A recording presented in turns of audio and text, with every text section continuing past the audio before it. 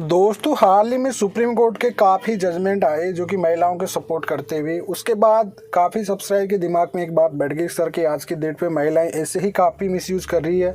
अब supreme court इस तरह के जजमेंट दे रहा तो महिलाओं का कॉन्फिडेंस बढ़ेगा झूठे केस करने वाली का। कल मैंने एक समसेक्स वीडियो बनाया था, एक्सप्लेन भी किया था कि भाई 90% मामले जब झूठे जा रहे हैं तो आपको डरना नहीं चाहिए। भाई जब आपने गलत नहीं देखो, मैंने ये वीडियो में शुरू से ही भी बोलता हूँ दोस्तों कि भाई 10% 20% आज भी महिला दुखी है। वो डायरेक्ट सुप्रीम कोर्ट देता नहीं जजमेंट, ऐसा नहीं दोस्तों। पहले वो पुलिस थाने में, उसके बाद सेशन न्यायालय में, उसके बाद हाई कोर्ट में और उसके बाद सुप्रीम कोर्ट तक बात जाती है, तब जाके वो डिसीजन आता है। मतलब उस पर पूरा विचाराधीन किया जाता है, सब कुछ सबूत देखा जाता है और उसके बाद में डिसीजन आता है। लेकिन दोस्तों आपका जो सवाल था भाई बिना आरोपों के सबूत के क्या इसका यूज़ कर सकती है, तो उस पर ही सुप्रीम कोर्ट का जजमेंट है लेटेस्टिंग, जो कि काफ़ी लैंडमार्क जजमेंट रहेगा हर किसी केस में दोस्तों। ये सबके लिए महत्वपूर्ण होगा, इस पर ही आज अपन डिटेल में बात करेंगे। तो चलिए दोस्तों, नो टाइम पास नो बकवास, सीधा करते हैं काम की बात। मैं हूं हंस। सेकंड बात दोस्तों, कमेंट में नंबर ना छोड़िए अगर आप मुझसे ही बात करना चाहते हो। डिस्कशन में पूरी डिटेल होती है, कंसल्टेशन फीस जमा करके आप बात कर सकते हो। देखिए दोस्तों, हाल ही में सुप्रीम कोर्ट ने एक जजमेंट निकाला था, सभी को पता भी होगा। उड़ीसा राज्य का था, उड़ीसा राज्य बनाम बनबिहारी मोहपात्रा जी का था, जिनको उसमें बताया गया था दोस्तों, सबको ही पता होगा इस चीज़ का कि भाई the doubt can not be replace evidence. शक चाहे कितना भी गहरा क्यों ना हो, सबूत की जगह नहीं ले सकता है। मतलब दोस्तों हेडिंग इसकी यह है, आपको हेडिंग से ही समझ में आ गया होगा कि आरोप किसी पे भी कितना ही संज्ञा लगा दिया हो, भाई जैसे आपकी पत्नियां लगा देती है कि आपने बच्चे का अबॉर्शन करा दिया, आपके साथ छेड़ाछेड़ी की, इस तरह का की, तो इस जगह आप लोगों ने इस जजमेंट को यूज़ करना पड़ेगा आपको कि भाई ये सुप्रीम कोर्ट का लैंडमार्क जजमेंट ये कहता है कि भाई कितना ही संज्ञेय आरोप क्यों लगा रही हो, पर उसका सबूत होना बहुत ज़रूरी है। बिना सबूत के आप किसी को अपराधी नहीं बना सकते हो। ये मामला एक मर्डर केस से था दोस्तों, एक बिजली विभाग का था, उसका पूरी डिटेक्ट में मैं आपको समझाता हूँ, एंड तक वीडियो के बने रहना। शक चाहे जितना भी गहरा क्यों ना हो, सबूत की जगह नहीं ले सकता है दोस्तों वो कभी भी।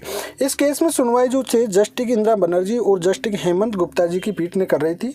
पीठ ने रिकॉर्ड पर मौजूद सबूतों का हवाला देते हुए कहा कि इस बात की प्रबल संभावना है कि मृतक शराब के नशे में था और हो सकता है कि वह सोते समय गलती से विद्युत तार को छू लिया हो। कोर्ट ने कहा कि इस अदालत के कई न्यायिक फैसले से ये अच्छी तरह तय किया जा चुका है कि संदेह कितना भी पुख्ता, परंतु वह सबूत प्रूफ का स्थान कभी भी नहीं ले सकता है। एक आरोपी को तब तक निर्दोष माना जाता है तब तक भी उसे उचित संदेह से पर दोषी साबित न कर दिया जाता है। जी हाँ दोस्तों, भाई बिना सबूत को आपको कोई आरोपी नहीं बना सकता। मैंने ये बात पहले भी एक वीडियो में बताई थी, फिर इसका जजमेंट की डिमांड किया तो मैं इसका जजमेंट भी लेके आ गया। डिस्कशन में आपको इसका जजमेंट भी मिल जाएगा दोस्तों।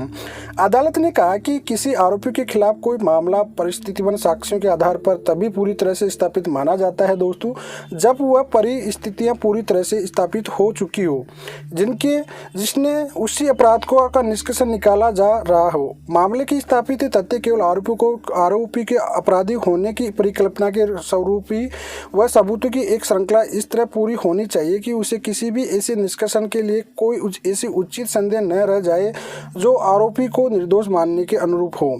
साथ ही सबूतों की श्रृंखला से यह भी दिखना चाहिए कि सभी मानवीय संभावनाओं के अनुसार आरोपी ही अपराध किया हो दोस्तों। तो इस तरह से इसका जो इसमें एक और जो जजमेंट था उसमें शांति देवी बनाम राजस्थान राज्य का 2012 का जजमेंट था, उसको भी इसमें यूज किया गया, जिसमें बताया गया था कि जिन परिस्थितियों से अपराध बोध की स्थिति को साबित किया जाना हो वो आवश्यक रूप से ठोस या दृढ़ता से स्थापित की जानी चाहिए दोस्तों।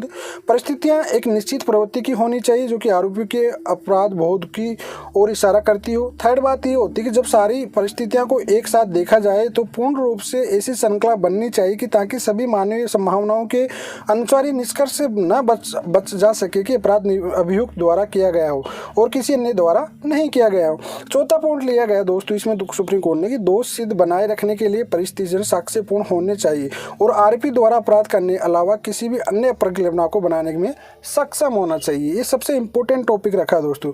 वही ऐसे साक्ष्य केवल अभियुक्त के अपराध में अनुरूप ही न हो बल्कि उसकी बेगुनाही के लिए असंगत भी हो। पीठ ने अपील को खारिज करते हुए कहा कि अभियोजन पक्ष अभियुक्त के अपराध को स्थापित करने में बुरी तरह से विफल रहा है। ट्रायल कोर्ट ने अभियुक्त प्रतिवादी को बरी करके कोई गलत फैसला नहीं दिया। ट्रायल कोर्ट के फैसले में कोई ऐसी दुर्बलता नहीं है जिसके लिए वो उसमें हस्तक्षेप किया जाए। बरी किए जाने के आदेश के खिलाफ दायर एक अपील का स्थान हमेशा से ही सजा के आदेश के खिलाफ दायर एवं अपील के पूरी तरह से अलग होता है।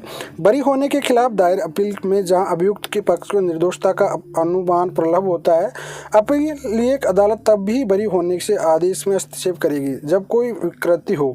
इस मामले में यह नहीं कहा जा सकता कि हाईकोर्ट ने अभियुक्त की बरी करने के लिए जो कारण दिए वो सबूत की प्रबलता पर कमजोर नहीं हो सकता है। तो दोस्तों कुल मिलाकर इसमें आपको ये समझाया गया है दोस्तों कि जब तक कोई भी सबूत नहीं है आपके पास किसी भी प्रकार का, भाई आप पे आरोप लगाया जा रहा है। काफ़ी जजमेंट आया कि उस पे सिचुएशन में भाई वो जजमेंट इस तरह के थे कि उन पे पत्नियों के साथ वाकई मारपीट की गई है, तो तब जाके वो सुप्रीम कोर्ट ने जजमेंट दिया। अब इसका मतलब ये नहीं कि हर कोई महिला उनका यूज करेगी, साक्ष्य होना जरूरी है। कोई भी आरोप लगाएगी तो आप इस जजमेंट को निकालना दोस्तों हर किसी केस में, मैक्सिमम केसों में ये काम आएगा दोस्तों, क्योंकि सुप्रीम कोर्ट का लेटेस्टिंग है। और फैमिली केस तो ऐसे भी मैक्सिमम आपको सबको पता है कि मैक्सिमम से मैक्सिमम चाहे तो आप इसे क्यूसिंग में भी यूज़ कर सकते हो दोस्तों, कि जो सबूत देते नहीं है, कोई सबूत है ही नहीं, उस ग्राउंड पर आपके खिलाफ ऐसा लगाया जा रहा है केस, तो उस सिचुएशन में आप इस जजमेंट को यूज़ कर सकते हो। जजमेंट में डिस्कशन में डाल दूंगा। चलिए दोस्तों आज के लिए इतना ही। जय हिंद, वंदे मातरम दोस्तों।